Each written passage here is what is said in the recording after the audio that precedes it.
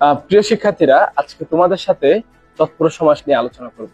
ওকে, চলো আমরা তৎপুরুষ সমাস কি শিখে আসি। হ্যাঁ, তৎপুরুষ সমাস তৎপুরুষ সমাস হলো পূর্ব পদে বিভক্তি লোপ পাবে এবং পরপদের অর্থ প্রাধান্য থাকবে, এটাকে বলে কি তৎপুরুষ সমাস।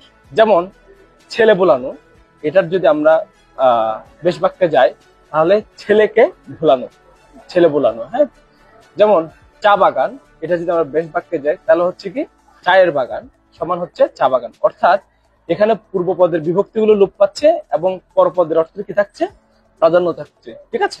আচ্ছা, এই তৎপুরুষ সমাসের যে প্রকারভেদ গুলো আছে, এই প্রকারভেদ গুলো হচ্ছে বিভক্তির উপর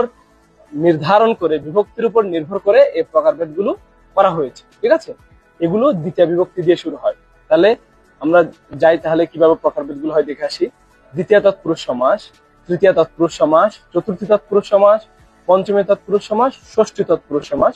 ষষ্ঠী তৎপুরুষ সমাসে একটা ইন্টারেস্টিং প্রকারভেদ আছে, সেটা হচ্ছে অলোক ষষ্ঠী তৎপুরুষ সমাস, যেখানে ষষ্ঠী বিভক্তি লোপ পাবে না। এটা আমরা যখন ইন ডিটেলস এ প্রকারভেদ করবো তখন আমরা আলোচনা করবো। হ্যাঁ, এরপর হচ্ছে সপ্তমী তৎপুরুষ সমাস। ঠিক আছে, থ্যাংক ইউ, আশা করছি বুঝতে পারছো।